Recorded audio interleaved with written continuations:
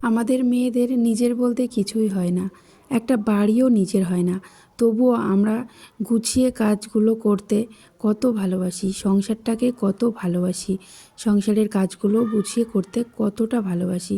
সেটাই ভাবি যে একটা মেয়ে না থাকলে সেই বাড়িটার কেমন অবস্থা হয়, আর যদি মেয়ে থাকে সেই বাড়িটা কত সুন্দর সাজানো গোছানো থাকে।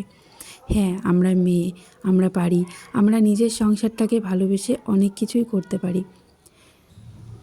তো রোজকার মতো প্রতিদিন সকালে ঘুম থেকে উঠে যেটুকু কাজ করি আজকেও ঠিক সেটুকুই করছি। তো সকালে উঠোন ঝাড় দিয়ে তারপর আমি চলে যাই ছাদে। উঠোনটা যেমন ঝাড় দিয়ে নিজের ফুল গাছগুলোয় জল দিই, ঠিক তেমনই ছাদের উপরে গিয়ে ছাদটা ঝাড় দিয়ে ছাদে যে কটা ফুল গাছ আছে সে কটাতে জল দিয়ে দিই, যাতে একটু ভালো ফুল ফোটে, আমি ভগবানকে দিতে পারি।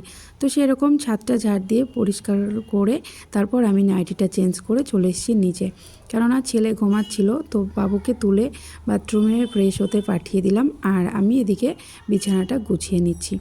তো বিছানাটা গোছানো হয়ে গেলে আমি একটুখানি ফুল তুলব, পুজোর বাসন মাজবো, তারপর যাব ঠাকুর ঘরে, কারণ গোপাল আছে আমার, গোপালকে জাগাবো। তারপর তো রান্না বান্না করব।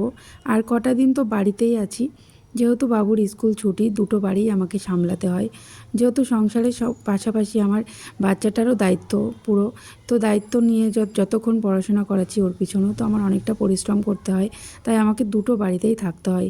যখন বাড়িতে থাকি চেষ্টা করি এই বাড়িটা নিজের মতো করে গুছিয়ে রেখে যাওয়ার। তো সেইভাবে গুছিয়ে রেখে পরিপাটি করে যাই, আবার ওই বাড়িতে গিয়েও গোছাই।